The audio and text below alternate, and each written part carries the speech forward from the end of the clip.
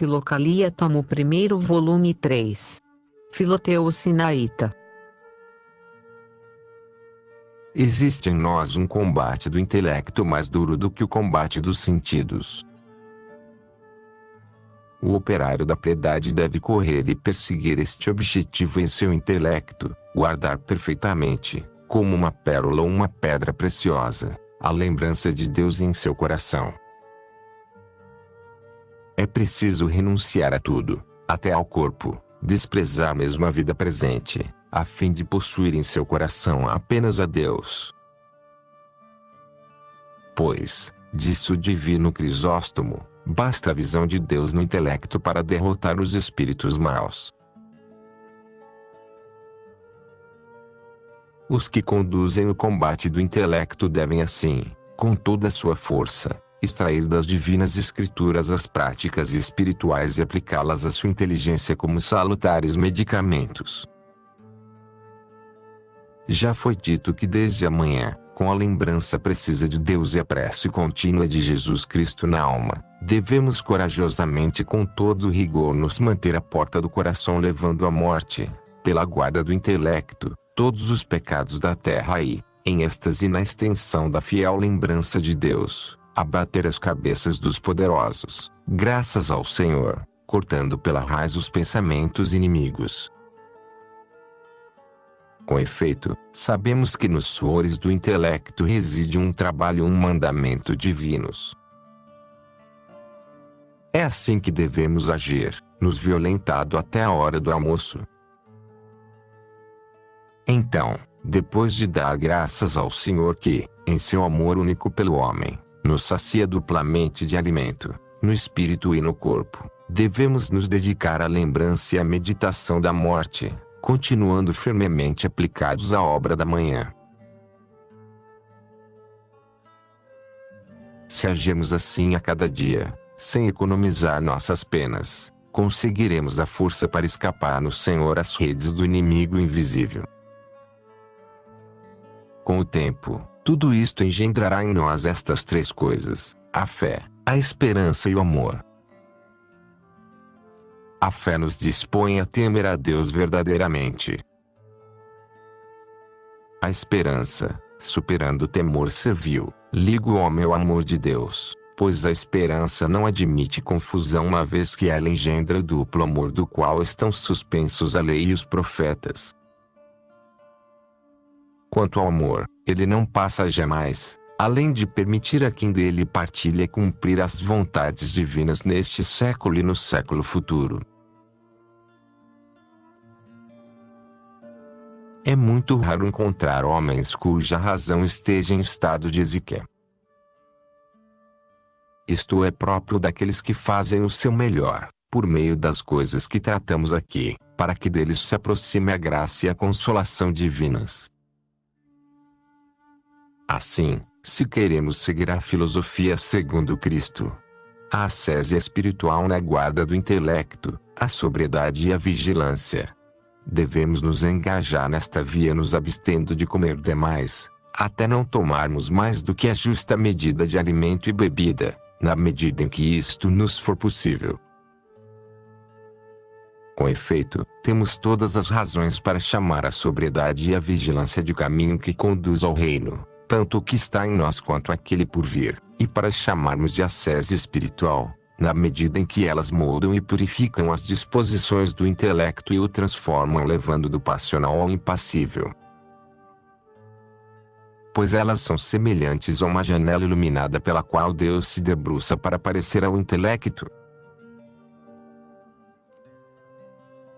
O verdadeiro lugar de Deus, o céu do coração onde a armada dos demônios não fica porque Deus habita ali, está onde estão a humildade, a lembrança de Deus suscitada pela sobriedade e a vigilância e a permanência da prece dirigida contra os inimigos. Nada perturba mais do que a falação, nada pior e mais capaz de turbar a condição da alma do que uma língua destemperada. Com efeito, ele destrói aquilo que construímos a cada dia. Com uma linguagem inconsiderada ela dispersa o que reunimos com grande esforço. O que existe de pior do que a língua? Ela é um mal irresistível. É preciso assinalar-lhe limites, opor-se a ela com força e sufocá-la, por assim dizer, a fim de constrangê-la a não servir além do necessário. Quem poderá descrever todo o mal que a língua pode fazer à alma? A primeira porta que conduz a Jerusalém inteligível, a atenção do intelecto, é o silêncio da boca com conhecimento de causa, mesmo que o intelecto ainda não tenha alcançado a exíquia. A segunda porta é a temperança calculada em matéria de alimentos e bebidas.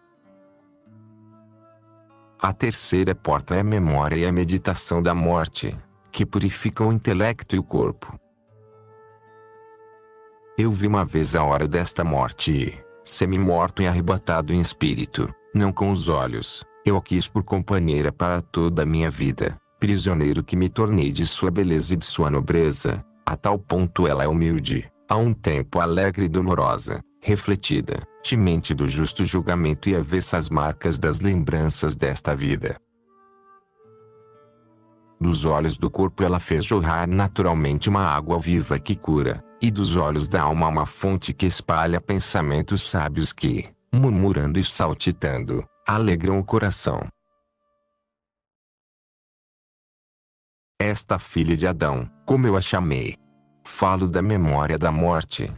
Eu a quis para minha esposa, eternamente, quis dormir com ela, conversar com ela, buscar com ela pelo que nos acontecerá depois que nos retirarmos do corpo.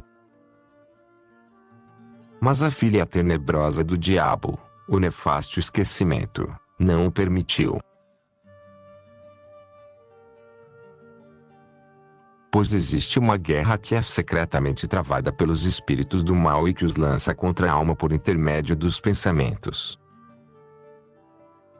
Como a própria alma é em si invisível, estas potências maléficas se adaptam à sua natureza e se voltam contra ela, travando esta guerra invisível. Podemos ver, entre estas potências e a alma, as armas, uma batalha organizada, armadilhas enganosas, uma guerra terrível, o envolvimento nos combates e, de parte a parte, vitórias e derrotas. Mas esta guerra invisível de que falamos se distingue da guerra visível num ponto, o cronograma da guerra. Pois a guerra visível pode ser fixada num tempo e numa ordem. Mas a outra guerra, sem previsão, despeja subitamente no meio do coração todas as tropas necessárias e leva a alma à morte pelo pecado. Por que razão e com que objetivo este combate e esta luta são dirigidos contra nós?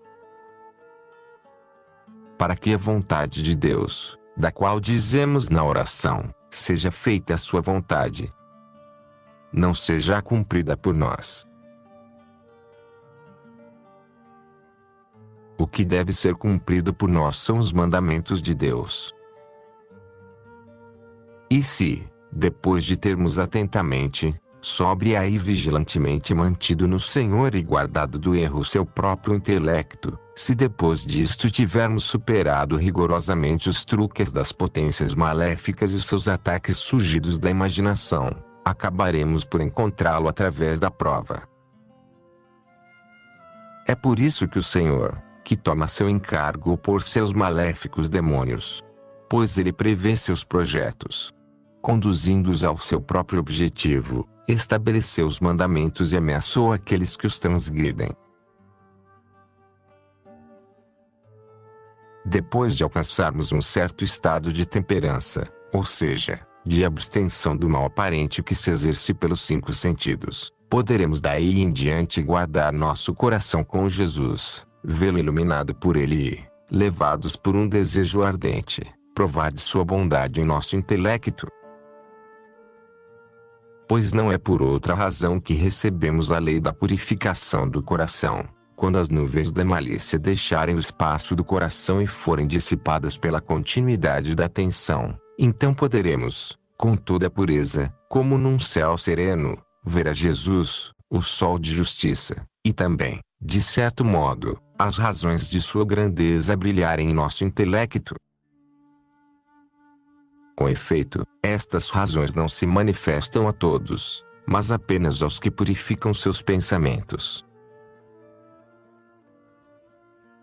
Estes devem a cada dia se colocar num estado em que possam aparecer diante de Deus. Com efeito, diz o profeta Oséias, guarde o amor e a justiça e aproxime-se constantemente de seu Deus. Malaquias, por sua vez, diz da parte de Deus, um filho glorifica seu pai e um servidor, seu mestre. Mas se eu sou pai, onde está minha glória? E se sou mestre, onde o respeito que me é devido? Diz o Senhor Todo-Poderoso. Também o apóstolo diz, purifiquemo-nos de toda mancha da carne e do espírito.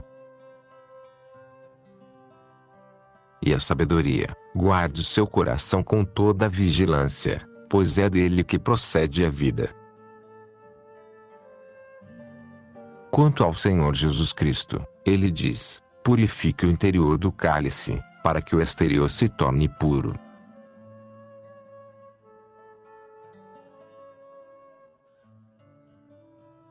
As conversas intempestivas nos trazem às vezes a aversão dos que nos escutam e outras vezes as injúrias e ironias dos que percebem a inépcia de nossas propostas. Outras conversas nos mancham a consciência. Outras, enfim, atraem sobre nós a condenação de Deus e a tristeza do Espírito Santo, o que é ainda mais terrível do que todo o resto. Aquele que, no Senhor, purifica seu coração, arranca o pecado até a raiz, se esforça por chegar ao mais alto conhecimento de Deus e ver com o intelecto aquilo que é invisível à maioria, este não deve se glorificar em nada. Pois nenhum dos seres criados é mais puro que o incorpóreo nem mais cheio de conhecimento do que o anjo. E por ter se orgulhado, este foi precipitado dos céus como um raio. O mesmo acontecerá com este homem, o orgulho é considerado por Deus como uma impureza. Mas os que cavam a terra para obter ouro vivem na claridade. O apóstolo disse, aquele que luta se abstém de tudo. Pois não é possível aos que estão ligados a esta carne miserável, que não cessa de conspirar contra o espírito, se alinhar contra os poderes, contra as potências invisíveis e maléficas, estando locupletado de alimentos. Pois o reino de Deus não é feito de comidas e bebidas. Ele acrescenta que o cuidado com a carne implica aversão a Deus, por não se submeter à lei de Deus, e até mesmo por não poder fazê-lo. É evidente que não pode fazê-lo, pelo fato de que o ser terrestre, sendo uma mistura de fluxo, sangue e humores, constantemente puxado para baixo, não cessa de se desfrutar das coisas da terra e dos prazeres perecíveis do século presente. Pois o cuidado com a carne é a morte, e os que se agarram à carne não podem agradar a Deus. Precisamos de muita humildade para nos dedicar no Senhor à guarda do intelecto, primeiro diante de Deus, depois diante dos homens.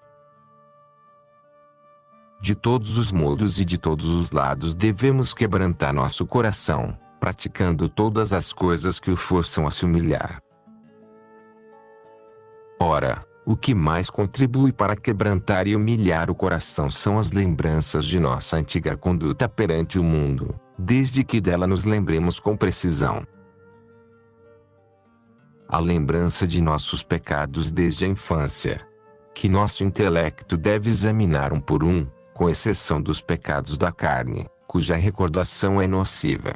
Pode também humilhar, produzir lágrimas e nos levar a dar graças a Deus de todo o nosso coração, do mesmo modo como a lembrança constante e manifesta da morte. Pois essa mesma lembrança gera também o luto, junto com uma certa doçura, uma alegria, a sobriedade e a vigilância do intelecto. Também o que humilha fortemente o coração são as lembranças dos sofrimentos de nosso Senhor Jesus Cristo, uma por uma, tais como a leitura e a meditação mantêm na memória. Enfim, para humilhar verdadeiramente a alma estão as numerosas benesses de Deus, que podemos enumerar e considerar uma por uma, quando tivermos que lutar contra os demônios do orgulho. Também você, não recuse por amor próprio estes remédios que salvam a alma. Pois assim você com certeza não será discípulo de Cristo, nem imitador de Paulo, dele que disse: eu não sou digno de ser chamado de apóstolo. E também, eu que antes era blasfemador, perseguidor e violento.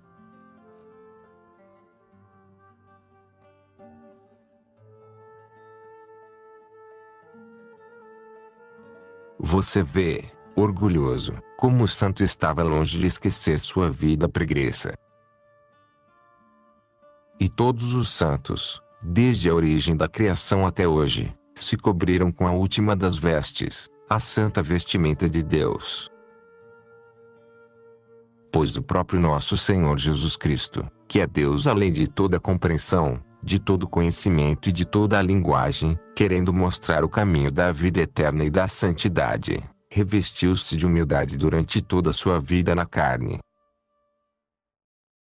A santa humildade deve ser assim denominada a virtude verdadeiramente divina, o mandamento do Mestre e sua vestimenta.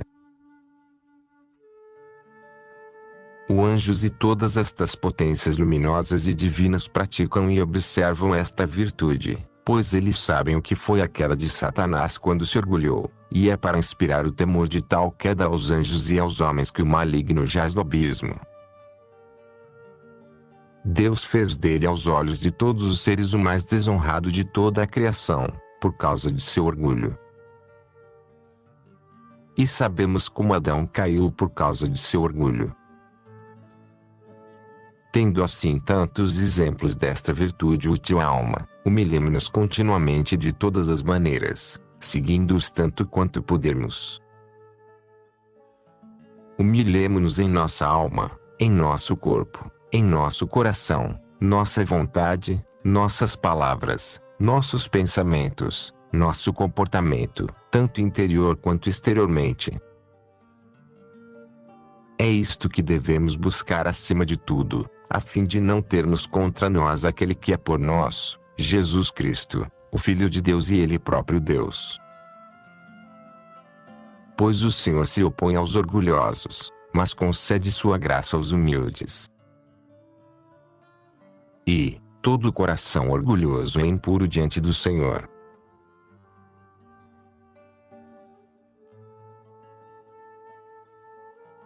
E aquele que se rebaixa será elevado. E aprendam comigo que sou manso e humilde de coração. Por tudo isto, devemos estar atentos. Vigiem, disse nosso Salvador, para que seus corações não fiquem pesados e insensíveis. E depois, aquele que luta deve se abster de tudo. Sabemos de tudo isto, pois a Escritura nos disse: levemos nossa vida na temperança. Antes de tudo, na ordem e no costume da virtude, acostumemos nosso corpo a não comer demasiado, dando-lhe alimento comedidamente. Assim apaziguaremos com mais facilidade os levantes do desejo, aos quais devemos acrescentar provavelmente os levantes do ardor, para submetê-los à razão que nos governa. Assim nos iremos abster com mais facilidade também de outras faltas. Pois os que tiveram a experiência da virtude consideram que aí está a virtude, numa temperança que a tudo abarca, ou seja, na abstenção de toda espécie de mal. Com efeito, antes de tudo, a fonte da pureza é Deus, que suscita e concede todos os bens. Depois vem a temperança, igual e comedida a cada dia, nos afastando dos excessos na comida. Com efeito, do mesmo modo como Satanás, em sua oposição a Deus e para que não se cumpra a vontade de Deus, ou seja, os mandamentos, combate contra Deus por nosso intermédio se esforçando por nos separar de sua vontade, também é por meio de nós que Deus quer que se cumpra a sua santa vontade, ou, como já dissemos, seus mandamentos divinos e vivificantes, derrubando por nosso intermédio e com seu impulso os desígnios funestos do maligno. Com efeito, a vontade vã do inimigo, que parece se opor a Deus através daqueles que o maligno leva a transgredir os mandamentos, o próprio Deus a destrói pela fraqueza humana. Veja se não é assim que acontece. Todos os mandamentos do Divino Evangelho parecem fornecer leis para sanear as três faculdades da alma naqueles que são regidos pelas suas ordens. Melhor, elas não só parecem sanear, elas de fato saneiam as três faculdades. Por isso o diabo as combate noite e dia. E, se Satanás combate estas três faculdades, é claro que ele está combatendo os mandamentos de Cristo. Porque Cristo, com seus mandamentos, deu suas leis às três faculdades da alma, que são o ardor, o desejo e a razão. Considere o seguinte: quem se irrita com seu irmão sem motivo será passivo de julgamento. E outras advertências, assim é tratado o ardor. Mas o inimigo, por seu turno, por meio de querelas e pensamentos de inveja e ressentimento tentará, de dentro, destruir este mandamento e os que lhe são correlatos. Pois o adversário sabe que o guia que dirige o ardor é a razão.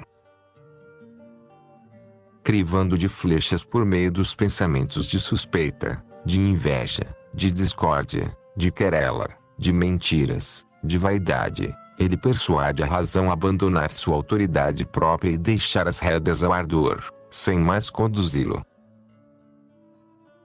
E o ardor, tendo escapado à razão que o governava, deixa escapar em palavras, pela boca, tudo o que foi depositado diante de si acumulado no coração pelos pensamentos do inimigo e a negligência do intelecto. Então vemos o coração cheio, não do Espírito de Deus e de pensamentos divinos, mas de malícia, como disse o Senhor, a boca fala daquilo que o coração está cheio. Pois se o maligno é capaz de fazer sair em palavras aquilo que meditamos internamente, o irmão que caiu nesta falta não dirá apenas a seu irmão idiota ou estúpido, mas das palavras injuriosas poderá chegar até o assassinato. Por causa de Deus, que em seu mandamento ordenou que não nos irritemos sem razão, o maligno se serve desses pensamentos que ele não poderia fazer surgir em palavras de injúria e tudo o que se segue, se, no momento da agressão, elas tivessem sido expulsas do coração pela prece e atenção interior. É assim que o maldito alcança seus fins, porque ele consegue dissolver o mandamento divino com aquilo que ele atira dentro do coração por intermédio dos pensamentos. O que foi ordenado ao desejo pelo divino mandamento do Mestre, aquele que olha uma mulher para desejá-la já cometeu adultério com ela em seu coração. E quando o obreiro do mal vê uma mulher assim exposta, que rede não tece ele ao redor do intelecto contra o mandamento?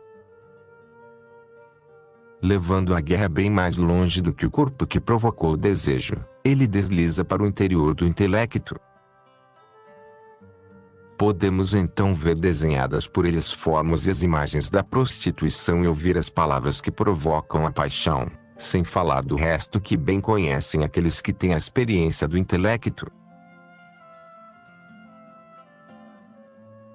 E qual o mandamento que foi dado à razão? Eu lhes proíbo jurar.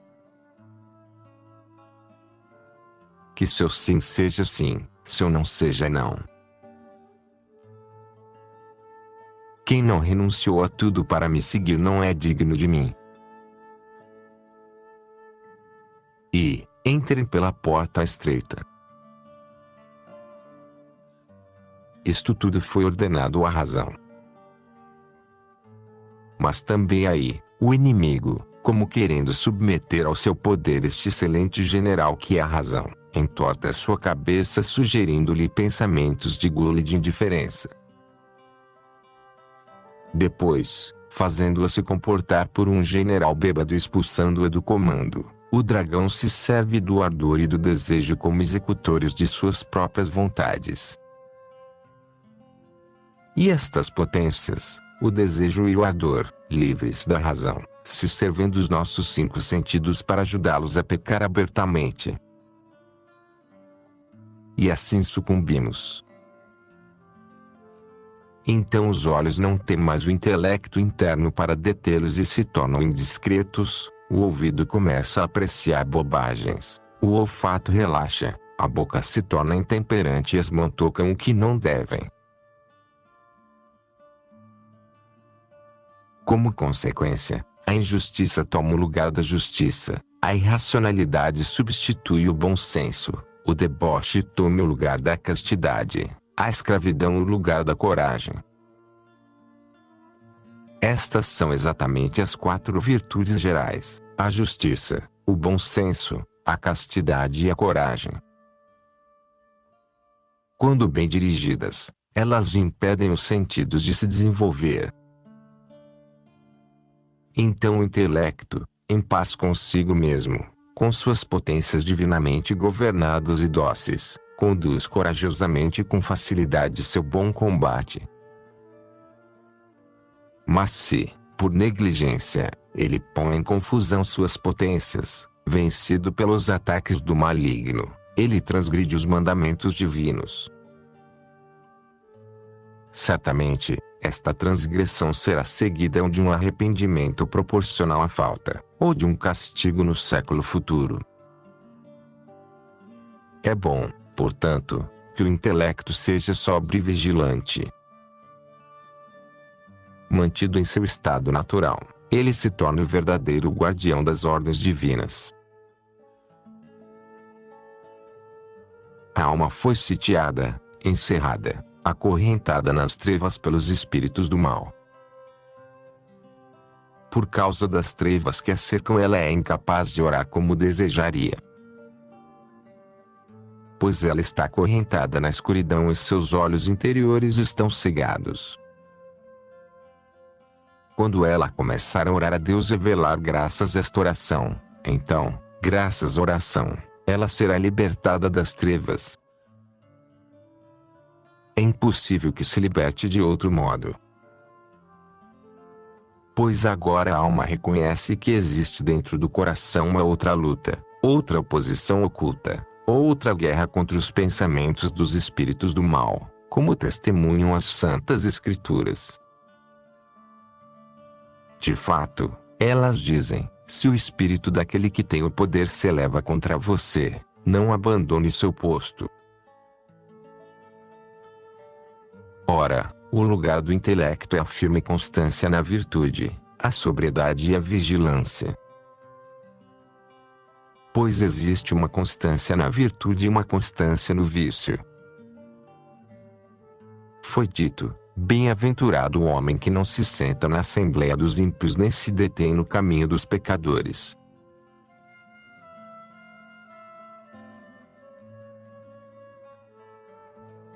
E o apóstolo: sejam firmes, cingidos com o cinturão da verdade.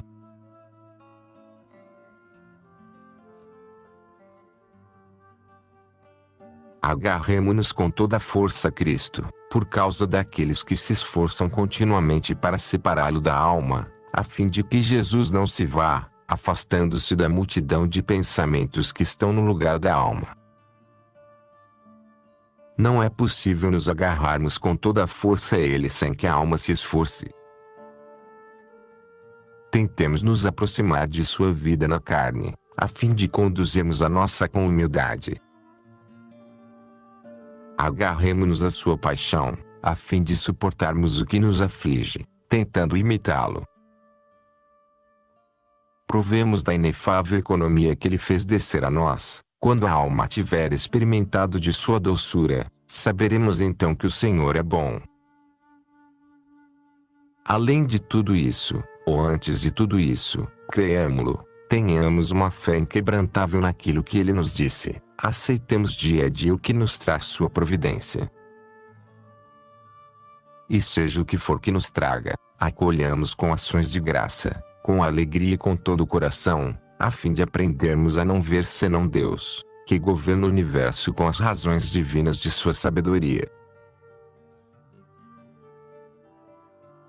Quando tivermos feito tudo isso, não mais estaremos longe de Deus, pois a piedade é uma perfeição que jamais se esgota. Como disse um dia um destes homens que traziam a Deus em si, eram perfeitos em espírito.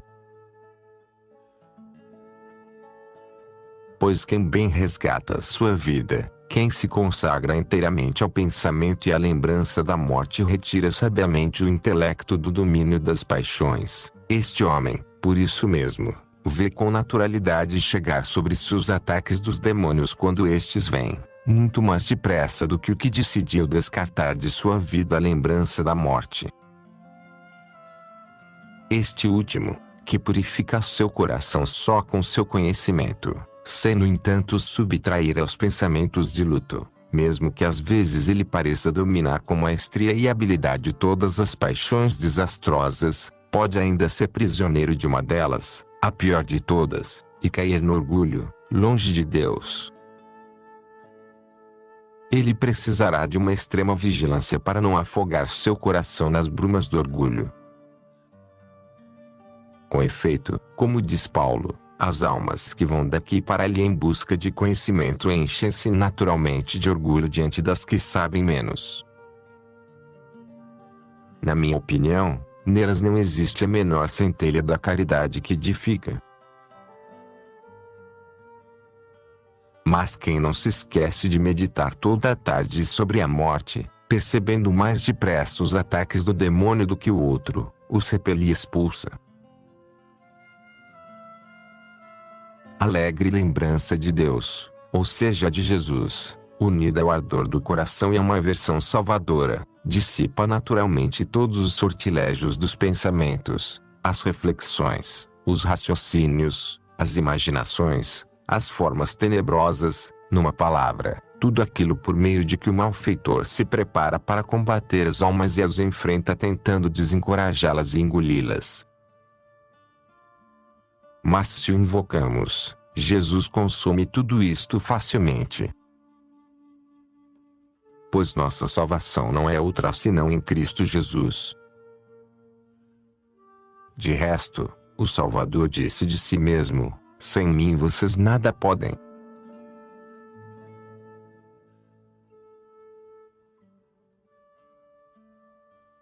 Então, a toda hora e a cada instante guardemos em segurança nosso coração dos pensamentos que vêm obscurecer o espelho da alma, sobre o qual Jesus Cristo, a sabedoria e o poder de Deus Pai coloca a sua marca e inscreve sua imagem luminosa, e busquemos sem descanso no interior do coração o reino dos céus. O grão de cevada, a pérola, o levedo e todo o resto, tudo isso encontraremos misticamente dentro de nós mesmos se purificarmos o olho de nosso intelecto. É por isso que nosso Senhor Jesus Cristo disse: o reino dos céus está dentro de vocês. Com isto ele quis dizer que a divindade habita no interior do coração. A sobriedade e a vigilância iluminam e purificam primeiro a consciência. Depois, tendo purificada a consciência, como uma luz oculta que brilha subitamente, ela expulsa as densas trevas. E, quando as trevas são expulsas por uma contínua e verdadeira vigilância, a consciência revela outra vez o que estava escondido. Por meio da sobriedade e da vigilância, ela ensina a luta invisível do intelecto e o combate da razão. Ela mostra como o intelecto deve atirar as lanças neste combate singular por Cristo, a luz desejada, face às trevas maléficas, como, com flechas que atingem o alvo, ela deve evitar as flechas que vêm sobre si, bater os pensamentos sem ser batido.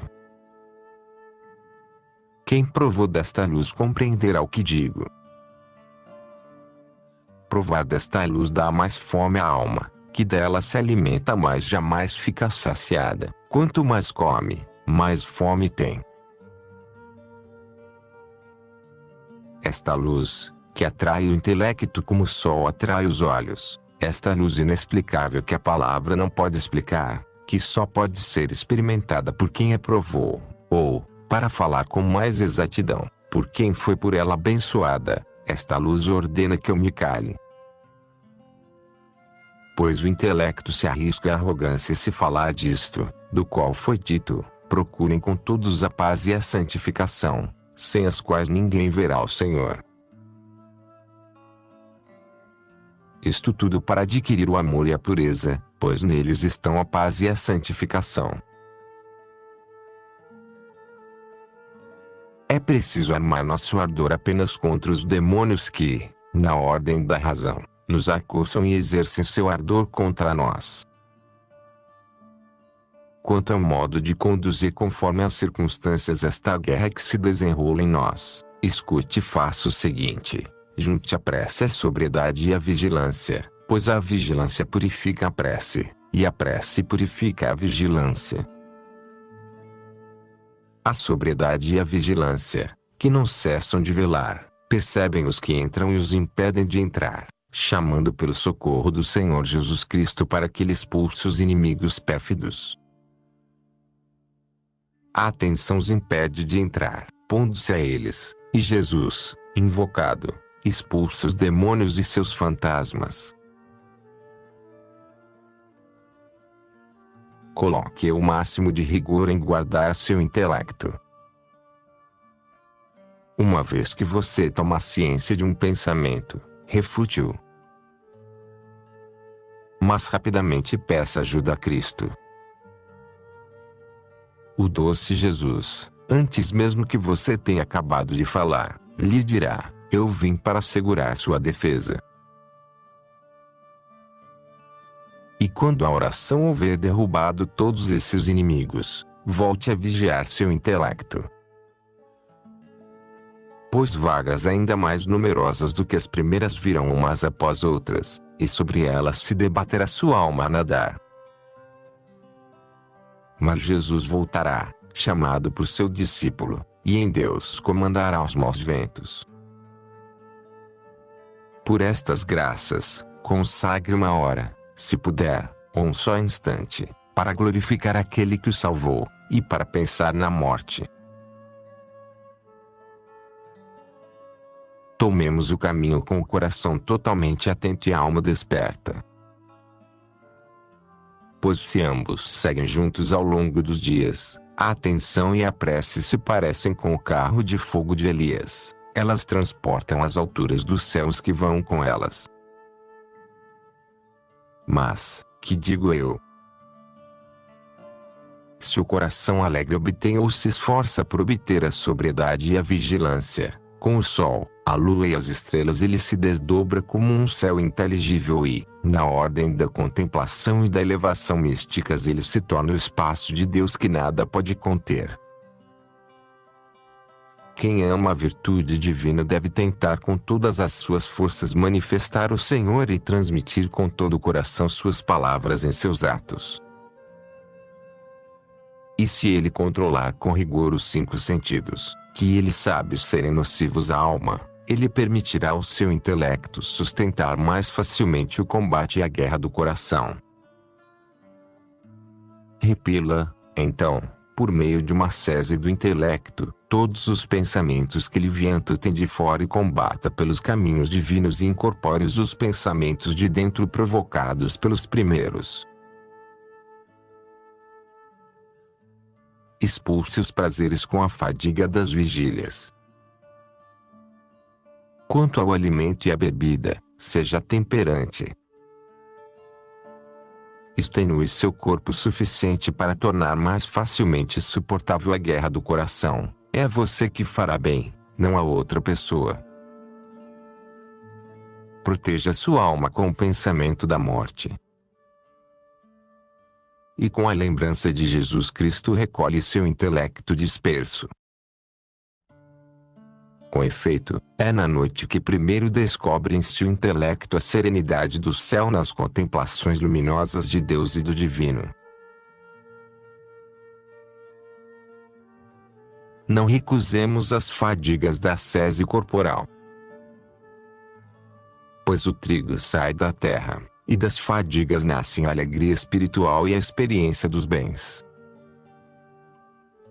Não enganemos nossa consciência quando ela nos engaja a seguir os caminhos da salvação e da ação, e não cessa de nos falar de nossas obrigações e de nossos deveres, e mais ainda se ela for purificada por uma sobriedade e uma vigilância ativas, refletivas e rigorosas do intelecto. A partir daí, por causa de sua pureza, ela traz em si julgamentos penetrantes, equilibrados e indiscutíveis. É por estas razões que não devemos enganar a consciência. Ela anuncia dentro de nós a vida que agrada a Deus e, com sua firme reprovação à alma quando estas vezes mergulha o coração no pecado, ela lhe mostra como endireitar sua falta, repreendendo este coração que não soube se arrepender e lhe mostrando o remédio que prescreve com doçura. Os olhos ardem ao suportar a fumaça da madeira queimando, mas esta fumaça lhe mostra a seguir a luz e regozija aqueles a quem antes incomodara. Da mesma forma, a atenção, que nos força a velar sem descanso, acaba por nos pesar. Mas se a seguir você chamar Jesus em sua oração, ele iluminará seu coração. Pois sua lembrança lhe levará, com a iluminação, o melhor dos bens. Por assim dizer, é natural que o inimigo tente nos forçar a comer da terra. Ele deseja que fiquemos com ele. Ele gostaria que aquele que foi criado à imagem de Deus também rastejasse sobre o ventre. Por isso Deus disse: eu colocarei inimizade entre você e ele. E esta é a razão pela qual devemos respirar continuamente Deus, a fim de passar a nossa vida, dia após dia, sem sermos feridos pelas flechas inflamadas do diabo. Foi dito: eu o protegerei, porque ele conhece meu nome. Sua salvação está próxima daqueles que o temem.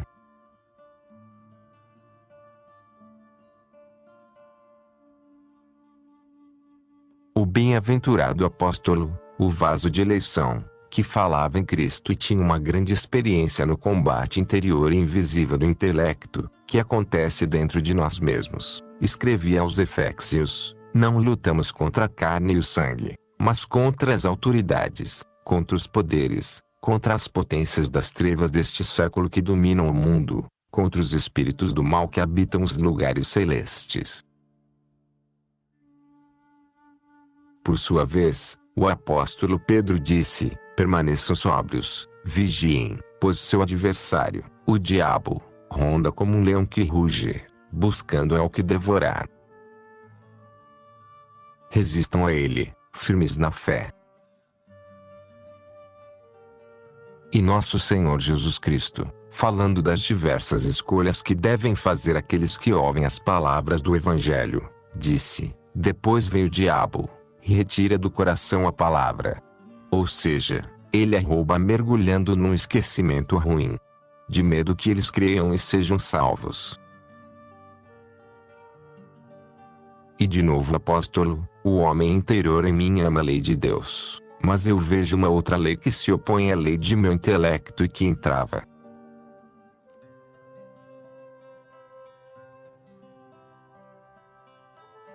Eles disseram estas coisas para nos ensinar e para que saibamos aquilo que nos escapa.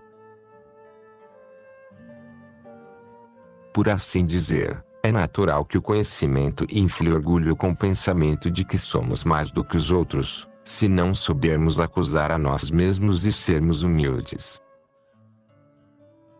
Partilhemos os sentimentos dos que reconhecem suas fraquezas, escutando aquele que disse: irmãos, eu não considero o que já tenho alcançado. Só afirmo uma coisa, esquecendo o que ficou para trás, miro o que está diante e corro para o objetivo com vistas a obter a recompensa com a qual Cristo nos chama do alto. E ainda, assim corro eu, mas não ao caso. Assim bato eu, mas não como alguém que soca o ar. Mas eu conduzo duramente meu corpo e o submeto, por medo de, depois de haver pregado aos outros, eu me veja eliminado. Você conhece uma humildade grande assim, capaz de ser também, no mesmo homem, uma corrida para a virtude? Vê como havia em São Paulo, um homem tão eminente e tão importante, tamanha humildade? Cristo, disse ele, veio ao mundo para salvar os pecadores, dos quais eu sou o primeiro.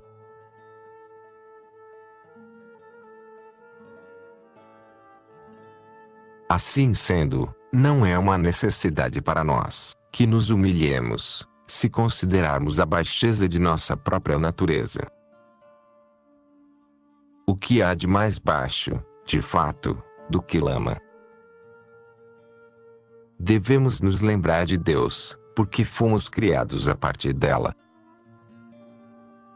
E também devemos nos dedicar à temperança, para podermos correr ligeiros ao Senhor. A quem se entrega a maus pensamentos é impossível guardar esse homem interior a salvo dos pecados. E se ele não desenraizar de seu coração os maus pensamentos, ele não poderá impedi-lo de se voltar para as más obras. A causa do olhar adúltero está em que o olho interior já se entregou ao adultério e às trevas. E a causa do desejo de escutar infâmias está em que escutamos o que nos murmuram os demônios infames que habitam em nós. Devemos assim cada um de nós, no Senhor, nos purificarmos por dentro e por fora, guardar nossos próprios sentidos, nos mantermos puros de toda atividade inspirada pela paixão e pelo pecado. E assim como antes estávamos ligados à vida do mundo e, na nossa ignorância e na vaidade de nosso intelecto, estávamos sujeitados de toda nossa inteligência e de todos os nossos sentidos às mentiras do pecado, retornando à vida em Deus devemos, com toda a nossa inteligência e nossos sentidos, nos sujeitarmos ao Deus vivo e verdadeiro, à sua justiça e à sua vontade. Primeiro existe a sugestão. Depois vem a adesão, depois o consentimento, depois o cativeiro, e enfim uma paixão formada pelo hábito e a continuidade. Assim é a vitória do inimigo em sua luta contra nós. Assim é que definem os santos padres.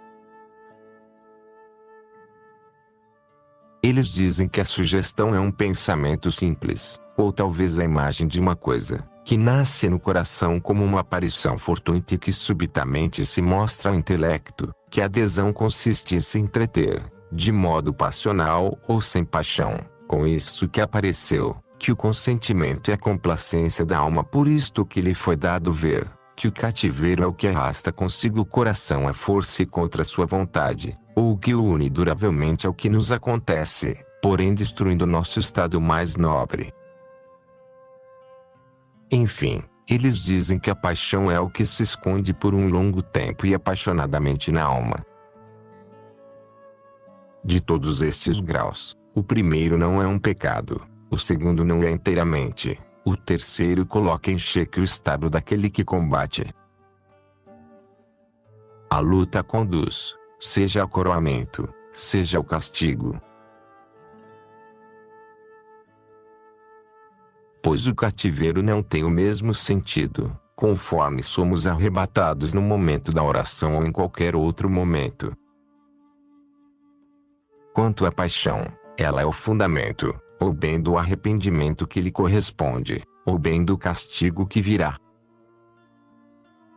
Portanto, quem resiste desde o começo, ou seja, desde a sugestão, e que a recebe impassivelmente, corta pela raiz todas as infâmias.